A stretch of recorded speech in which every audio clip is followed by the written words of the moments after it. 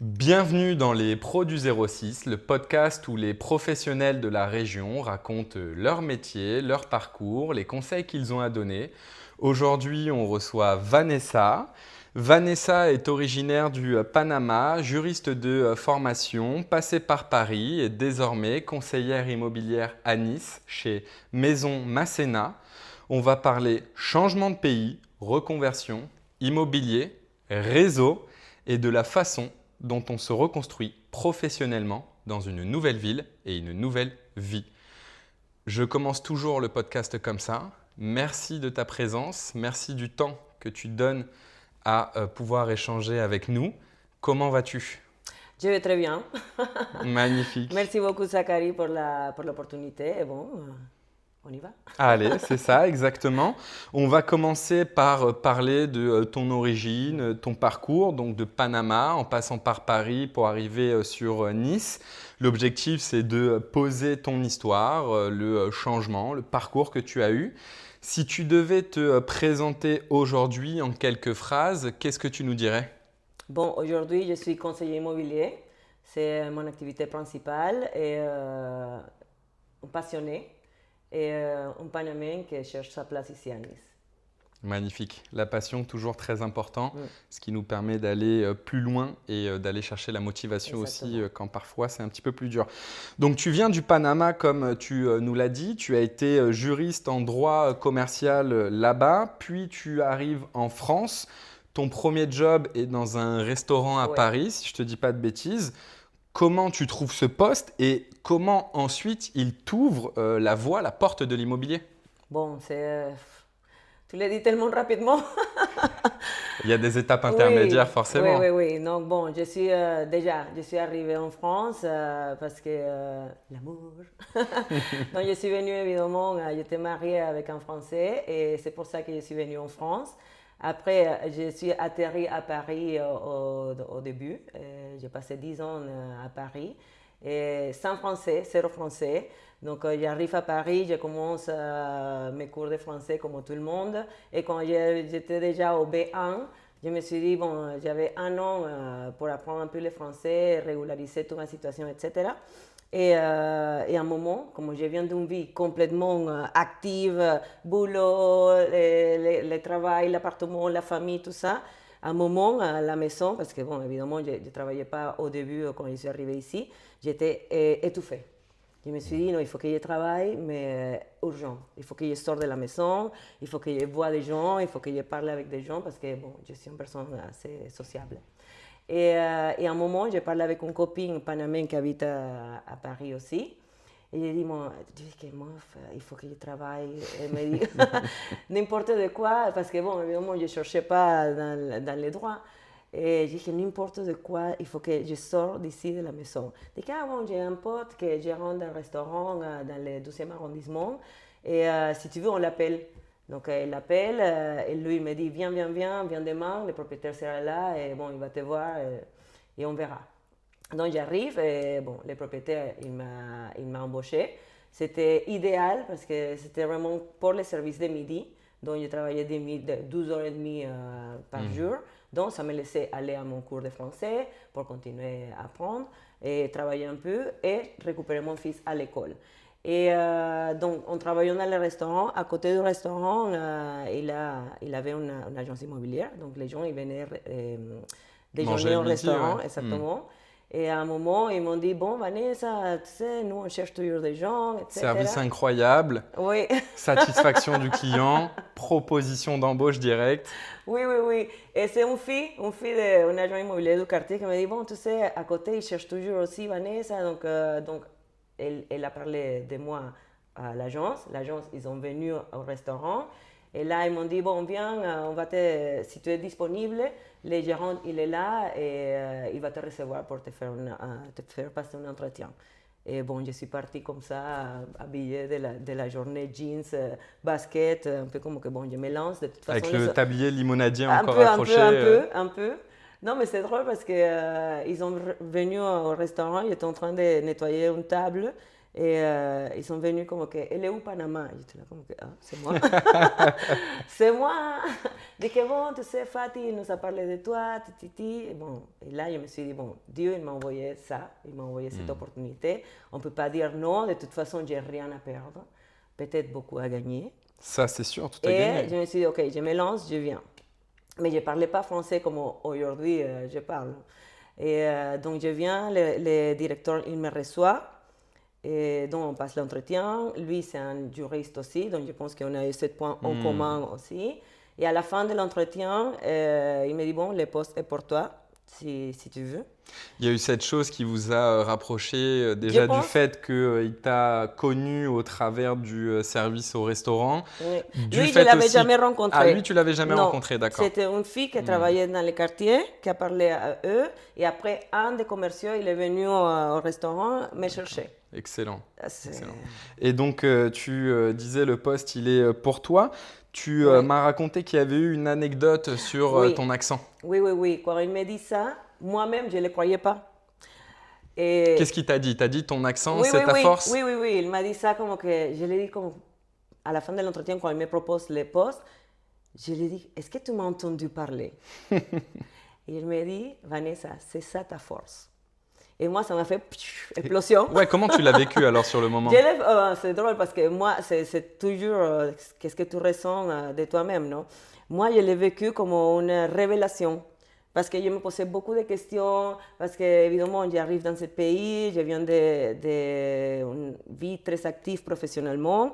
Et quand tu viens ici, tu ne parles pas la langue, tu ne connais personne, tu n'as pas de boulot, tout ça, tu te sens un peu réduit. Ouais, oui, bien sûr, c'est un grand C'est normal, chamboulement. non? Et je n'avais pas 20 ans, j'avais plus de 30 ans.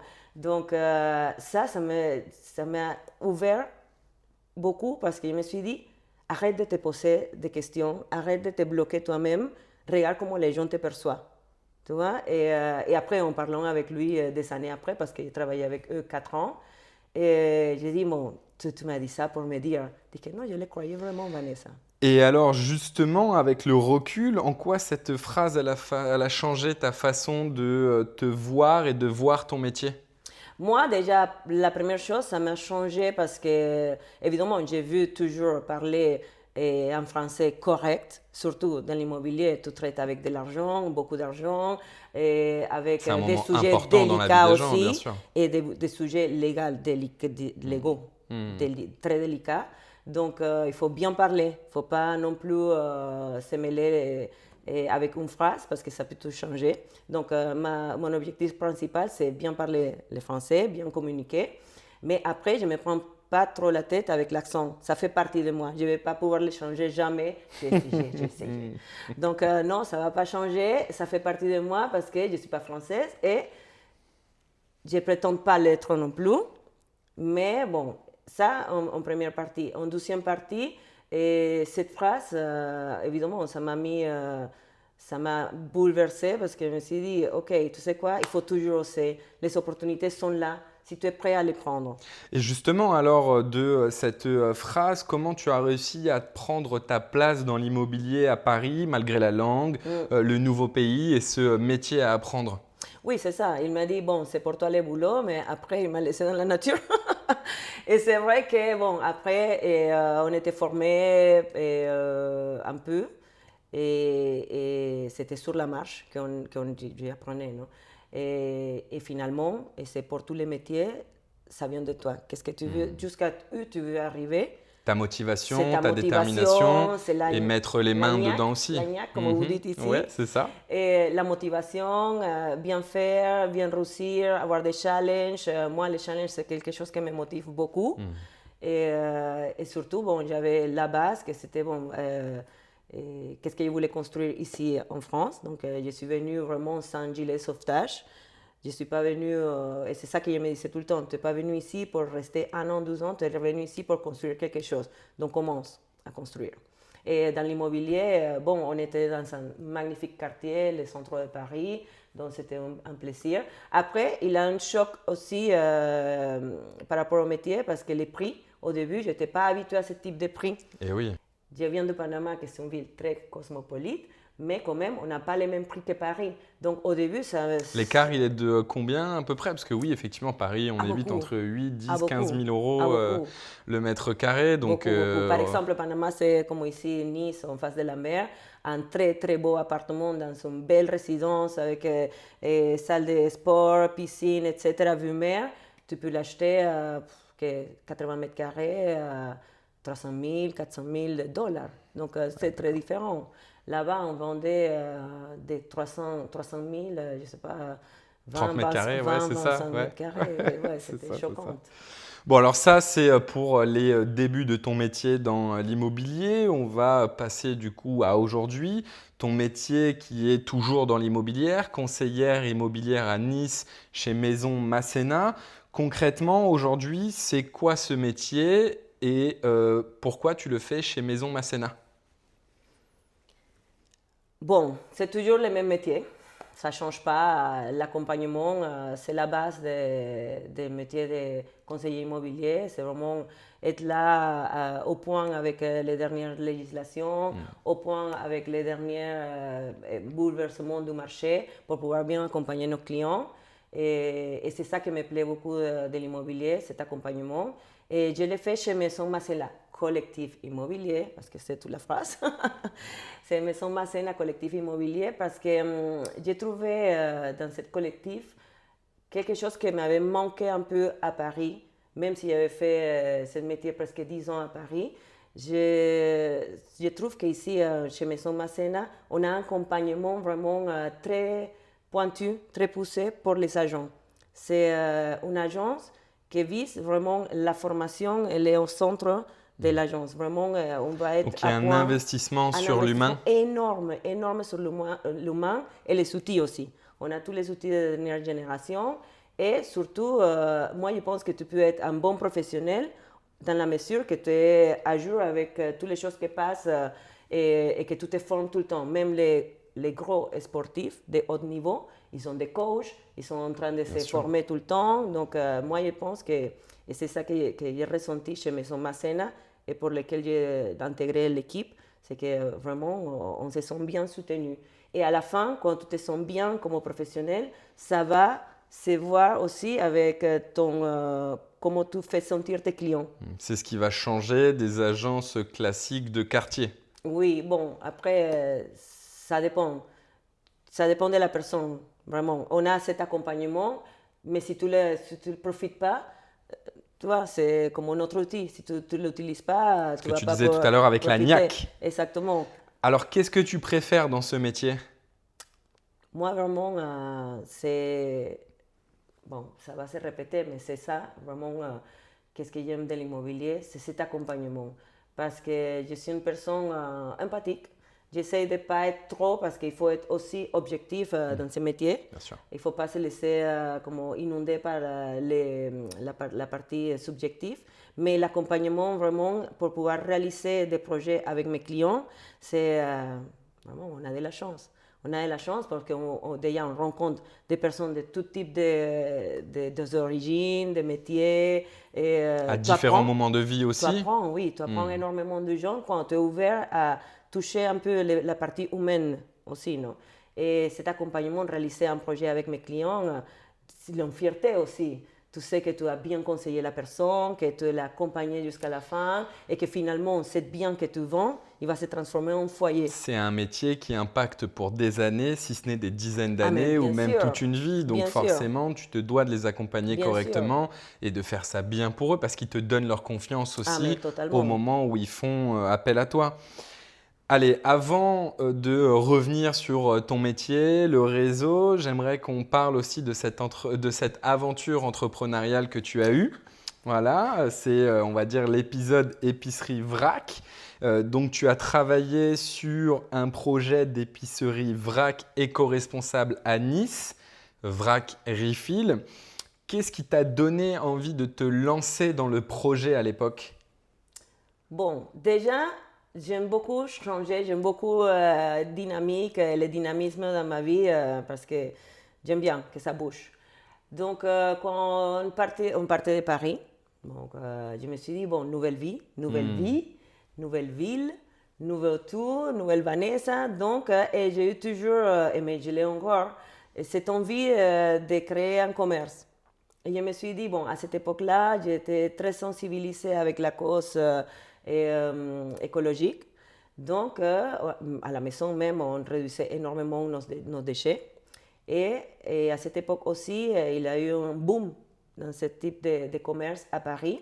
Et j'ai rencontré une fille qui avait un magasin à Paris et qu'elle était latino-américaine, donc ça m'a inspiré beaucoup. Et elle était aussi dans les zéro déchet, sa boutique. Et moi, je me suis dit, tu sais quoi, c'est une opportunité aussi pour faire quelque chose de nouveau, même si j'aime beaucoup l'immobilier, même si j'ai eu une belle expérience à Paris.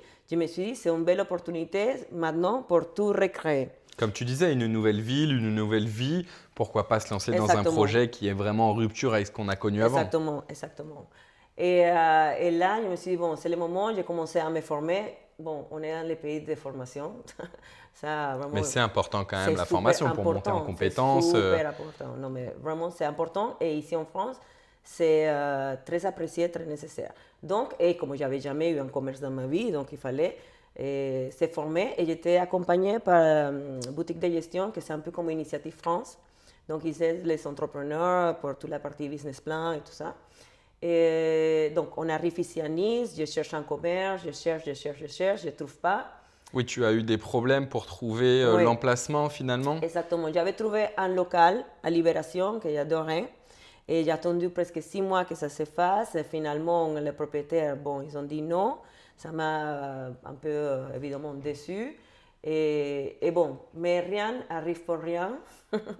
Et je ne regrette pas parce que finalement, après, avec le recul, je me suis dit que ce n'était pas le moment pour faire ça. Mais bon, ça, c'était une étape. Je suis toujours très sensible à la cause écologique. Je fais toujours des efforts ici avec mes enfants à la maison. Mais ça m'a fait revenir aussi dans l'immobilier parce qu'à un moment, tu te dis, OK, bon, tu ne peux pas tout changer à tout moment et à pas avoir de contrôle partout. Et donc, qu'est-ce que je sais faire? Bon, je sais faire de l'immobilier et ça me plaît aussi parce qu'il faut que ça plaît parce que c'est super sûr, important. c'est la phrase qui dit quand on ne sait pas où on va, il faut se rappeler d'où l'on vient aussi. Exactement. Et donc revenir sur un métier que tu connais, où tu as eu de la réussite aussi, qui en fait me permet de te reposer cette question. Qu'est-ce que ce projet qui n'a finalement pas vu le jour t'a appris sur l'entrepreneuriat, sur les risques, mais sur toi aussi? Oui, bon, sur moi, ça m'a pris énormément, énormément. Ça m'a aidé à être plus organisée, même si c'est toujours un procès. Non, mentira, mais ça m'a pris beaucoup de moi que je suis capable de faire des choses pareilles, je suis capable de me réinventer, je suis capable de venir dans une ville où je connais personne et m'installer et me différencier et commencer de zéro. En plus, j'ai vécu entre venir de Paris, les projets VRAC. J'ai vécu aussi un bouleversement personnel assez important, donc je me suis divorcée. Et tout ça, il a fallu le gérer en même temps. Oui. Et alors, est-ce que tu considères ça comme un échec, une sorte de détour ou une étape nécessaire sur ton chemin? Je pense que c'est inévitable de le vivre au début quand ça arrive comme un échec. Parce qu'on met des illusions, On est déçu. Oui, on est déçu. Mais après, repartir rapidement comme que, bon, tu sais quoi, aujourd'hui, je ne comprends pas pourquoi ça arrive, mais je vais le comprendre. Donc, et essayer de prendre la partie positive de ce qu'on a vécu. Donc déjà, j'ai commencé un projet, j'ai appris beaucoup par rapport à comment on fait un business plan, comment on voit avec la banque, comment on cherche un commerce, pourquoi, si, ça. Qui est déjà des étapes importantes. Évidemment, tout sert, tout sert. Tout arrive pour une bonne chose. Et toutes les expériences servent à quelque chose. Parfois, c'est vrai qu'il faut chercher la facette positive. Il y a beaucoup de mauvaises facettes, mais finalement, quand on arrive à voir la facette positive, elle rayonne en nous et elle nous apporte quand même quelque chose pour aller plus loin. Je te dis ça, comme que oui, il faut voir le positif, sen. Mais évidemment, au moment, tu le vis mal. Ben oui, c'est avec le recul. Mais c'est pour ça qu'il faut vraiment rapidement repartir et dire, OK, bon, c'est horrible, je suis déçue, ça ne s'est pas fait. Mais finalement, je continue. Et là, je me suis dit, OK, je continue. Je n'oublie pas complètement les projets. Mais entre-temps, pour pouvoir avancer, j'ai pris un travail mi-temps et avec une agence qui faisait la gestion locative. D'accord. Donc, je me suis dit, OK, va me mettre aussi Tu t'es remis un cadre? oui, dans les dur d'un travail, mais en mi-temps pour avoir du temps pour continuer à développer. Jusqu'à que, bon, ce bouleversement que je t'ai dit, le divorce arrive, et là, tout tombe, tous tes repères tombent, et là, je me suis dit, OK, ouf, là, j'ai compris le recul, je me suis dit, bon, grâce à Dieu, ça peut arriver parce qu'un commerce, plus tout ce qu'il faut gérer avec cette partie perso, je pense que j'aurais pu faire parce que tout le monde arrive à faire, mais ça aurait été encore plus dur. Ça t'a demandé un gros travail sur toi, Oui. beaucoup de résilience. Donc, il faut mettre en avant et valoriser ta façon dont tu as continué d'avancer. Tu disais, en fait, en d'autres mots, quand tout part en vrille à l'extérieur, la seule chose qu'on peut vraiment contrôler, c'est soi-même. Et comment tu as mis ça en pratique? Tu m'avais dit de la thérapie, du sport, le fait de ne Ouais. jamais lâcher. Oui, c'est ça. C'est exactement ça. C'est quand tu vois que tout tombe à l'eau et tous tes repères tombent à l'eau.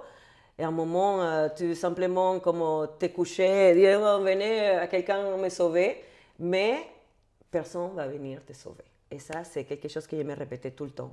Personne va venir te sauver. C'est à toi de faire, c'est à toi de bouger, c'est à toi Bon, même si tu pleures, mais tu pleures en action. On ne peut compter que sur soi-même, ça c'est sûr et Oui, certain. mais pas de cette façon, parce que cette phrase, on peut la voir d'une façon négative, comme bon, c'est moi et point final. Non, je pense que c'est plus comme tu as la force en toi, mais il faut que tu crois et il faut continuer avec l'action. L'action, c'est la solution. Croire en soi, Oui, continuer d'avancer, oui, se relever même si on tombe. c'est totalement. Et comme je t'avais dit déjà avant, quand tu vois que tu n'as pas de contrôle sur toutes les choses extérieures, la seule chose que tu peux contrôler, c'est toi-même, ton intérieur et qu'est-ce que tu fais. Donc, si, je me suis mis en thérapie, sport, à fond, objectif. Et c'est là que je rencontre Maison Masséna. Et vraiment, c'était les 3 points qui m'ont un peu sauvé pour, si c'est pas trop dramatique à dire, mais oui, je l'ai senti comme une salvation.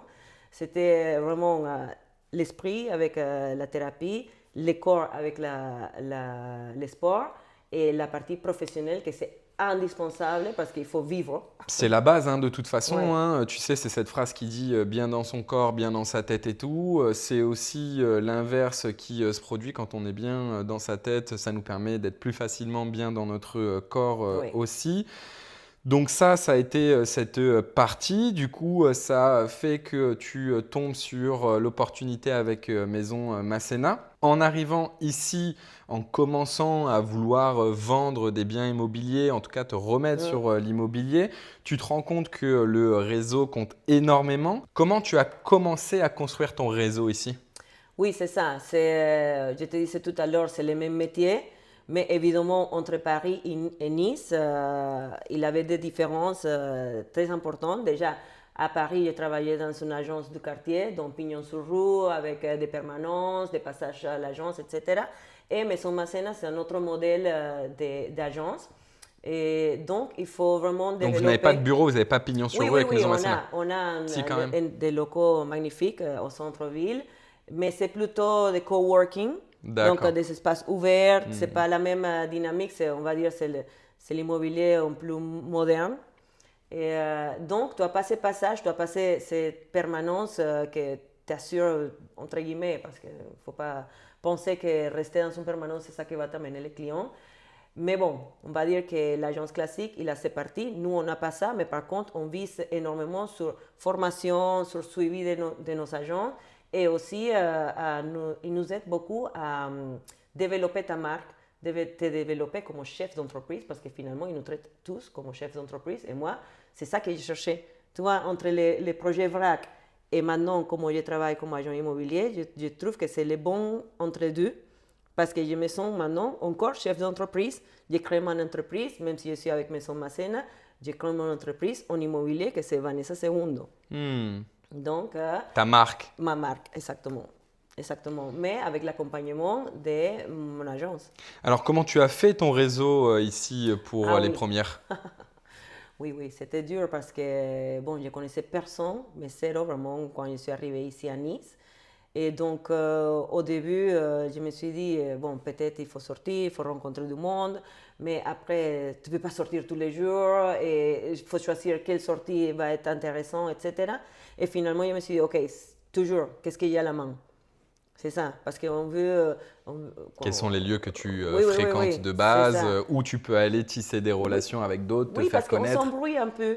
Et on s'est dit, bon, maintenant, je veux, je sais pas, vendre les immobiliers de luxe, et faire ci et faire ça. Et c'est difficile. Donc, finalement, toujours quand tu as une crise ou tu commences quelque chose, il faut faire les trucs faciles, entre guillemets, ou qui sont à ta main. Non, À ta portée. à ta portée, merci. À ta portée. Et donc, moi, je me suis dit, c'est quoi ma portée? J'habite dans un quartier qui est très recherché, que c'est Nice-Ouest. Moi, j'ai ma fille qui est scolarisée ici. Donc, je vais commencer à développer mon réseau avec l'école, avec les commerçants de Nice-Ouest, avec les gens qui me connaissent ou qui commencent à me connaître et que je commence à connaître aussi. Et c'est comme ça, et vraiment, il n'y a pas de secret. Une fois que tu te présentes, tu ne vas pas venir comme que, oh là, je suis Vanessa, tu vends un appartement? Non. Il faut vraiment créer des relations de confiance. Et c'est ça, mes premières ventes, ça venu de mon réseau. Ce n'était pas des ventes ici à Nice-Ouest, mais c'était de mon réseau de Nice-Ouest. Souvent, ça c'est une règle dans le business. Les premières ventes, elles viennent des amis, de la famille, des connaissances. Donc, tu dis effectivement que tes premières ventes viennent de ce réseau personnel. Qu'est-ce que ça t'a appris sur la manière de faire du business dans une ville comme Nice? Que vraiment, les réseaux, c'est importantissime. C'est vraiment très, très important. La recommandation aussi. Et les bouche-oreille, comme vous dites ici l'expression, c'est très, très important. Après, oui, la recommandation, ça t'ouvre la porte, mais c'est toujours les connaissances, le professionnalisme, le suivi des clients et ton engagement. Oui, qui va... recommander Ouais, quelqu'un ne suffit pas forcément. exactement. Si on est nul, on a beau être Ouais, recommandé par beaucoup de personnes, exactement. ça n'ira pas jusqu'au bout. Donc le réseau, effectivement, hein, ça c'est quelque chose qui revient ici à Nice, c'est très important. Aujourd'hui, en parallèle de ton activité immobilière, tu es animatrice du club d'affaires COS à Oui. Nice. C'est quoi ton rôle exactement dans ce club? Et si tu peux nous décrire effectivement l'univers, ce que vous voulez créer au travers de ce club? Bon, c'est la même chose. Donc, en cherchant faire grandir mon réseau, je me suis dit que peut-être chercher à appartenir à un club business, c'était important pour moi, mais je n'avais pas trouvé un club qui me convenait. Soit c'était trop gros avec des gens, des entreprises trop développées, Un soit personnel? un personnel exactement, soit c'était vraiment, il demandait d'être à des heures trop tôt, 7h30. Moi, c'est impossible avec ma fille. Et soit tous les semaines, donc moi c'est très chronophage ma façon de travailler. Je peux avoir des matinées complètement libres, comme je peux commencer à 7h30 ou finir à 20h du soir. Donc je ne trouvais pas, à un moment je me posais la question parce que je veux toujours entreprendre. Donc je me suis dit, je vais ouvrir mon propre club. Et ça va être un club pour les gens qui parlent en espagnol. Et finalement, en cherchant ça, c'est quoi les modèles, qu'est-ce qu'il faut comme investissement, etc., je me suis rendu compte que bon, l'investissement c'était assez important et il n'y avait pas les moyens à ce moment-là. Mais j'ai rencontré Nicolas, qui est le fondateur de COS, qui voulait aussi développer sa marque ici à Nice. Évidemment, c'est la grande ville de la région. Et il a déjà des autres clubs dans la C'est un région. bassin économique, c'est vrai qu'il Oui, y a beaucoup d'opportunités pour du réseautage. évidemment, évidemment. Et lui, il m'a dit, bon, Vanessa, tu sais quoi? En fait, je cherche quelqu'un pour développer le réseau à Nice. Est-ce que ça t'intéresse? J'ai dit oui.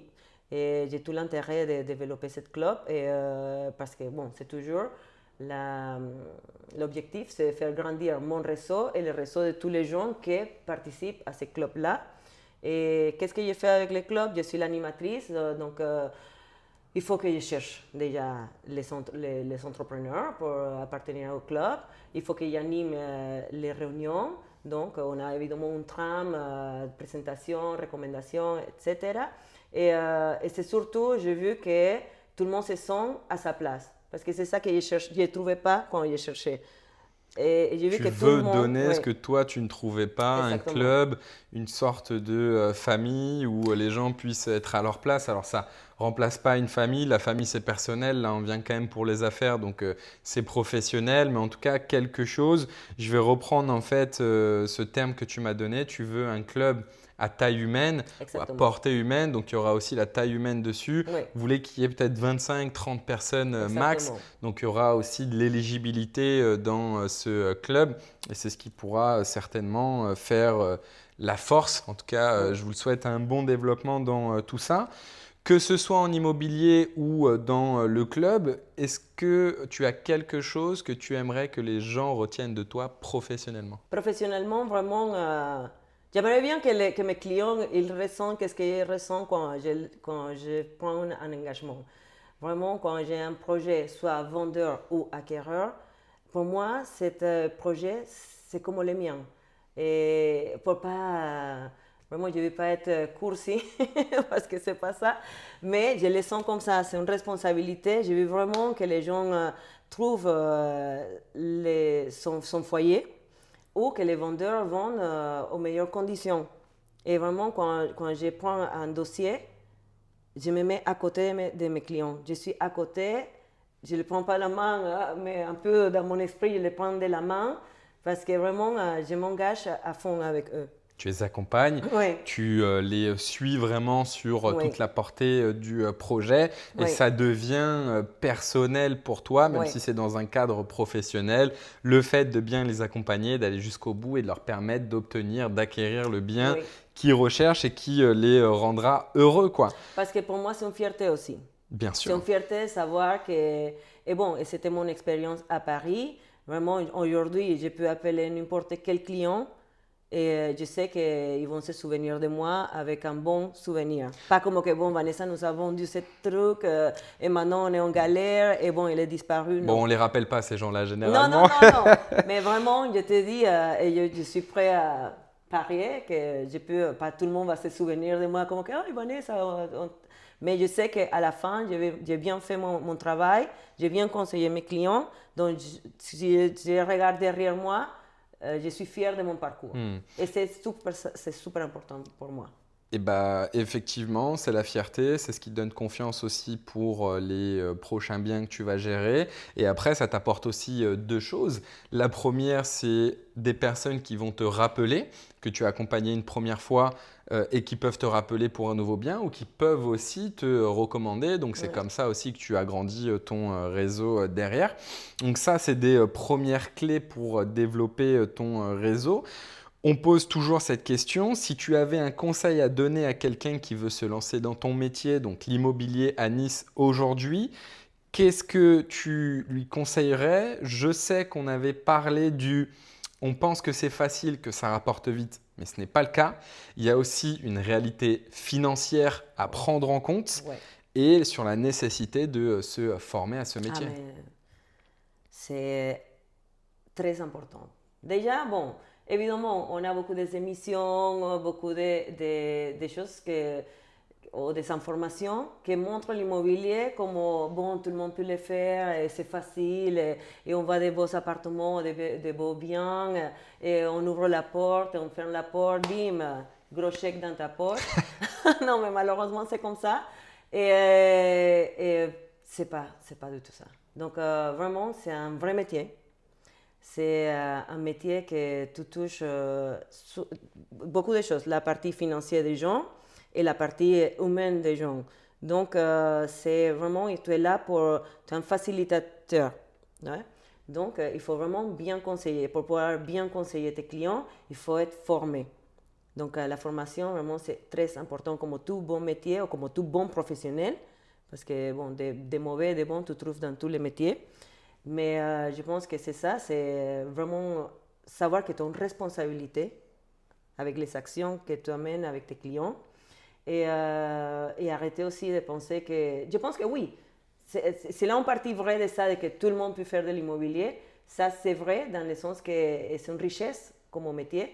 N'importe de quel parcours tu viens, tu peux faire de l'immobilier. Mais après, pour pouvoir accompagné de manière qualitative pour pouvoir oui. pérenniser ton boulot, là, ça prend tout son sens justement de devoir se former, de prendre ça au sérieux. Comme tu le Ah, disais, mais c'est un totalement. vrai métier Oui. et il n'y a rien de facile et ça ne rapporte pas forcément facilement. Je discutais avec un autre agent immobilier qui vient de se mettre sur la région ou même qui me disait que la première année, il n'avait rien Ah oui. sorti du tout, il n'avait Ouais. rien signé du tout. Et c'est vrai que pour se lancer dans l'immobilier, en vrai, s'il faut avoir des sous de côté quand même, Ah oui. ça sorte de trésorerie personnelle, tu le disais. Quand on fait une vente, non seulement on la touche dans 3 mois, Ouais. mais au bout de ces 3 mois, eh bien, ça vient presque rembourser ce qu'on a Et dépensé sur totalement. les 3 mois d'avant. Donc, Totalement, il totalement. faut faire quand même Ouais. attention. C'est un métier, mais c'est un métier qui demande de se lancer précisément et de quand même prévoir, s'organiser, quoi. Et il faut avoir une hygiène financière extrême parce que c'est ça. Une fois que, bon, on va dire, tu commences l'immobilier sans expérience, tu as la chance de débutant, donc tu fais ta première vente les premiers mois que tu travailles. Donc, cette vente, tu vas vraiment toucher de l'argent 3 à 4 mois après. Et c'est de l'argent que tu as déjà dépensé. Donc, vraiment, avoir une trésorerie, comment tu gères ta trésorerie, c'est très important aussi. Et avoir une vision à court, moyen et long terme aussi. Donc, vraiment, si tu veux te lancer dans l'immobilier, fais-le. Mais en conscient que ça ne va pas être facile si tu ne te formes pas, si tu n'as pas tes finances au point et aussi sans penser que tu vas venir ouvrir une porte, fermer une porte et c'est bon. Non, c'est vraiment un vrai métier qu'il faut apprendre. Il faut prendre ça très Ah, sérieusement. merci. C'est le moment du podcast où on va parler opportunités, appel au réseau.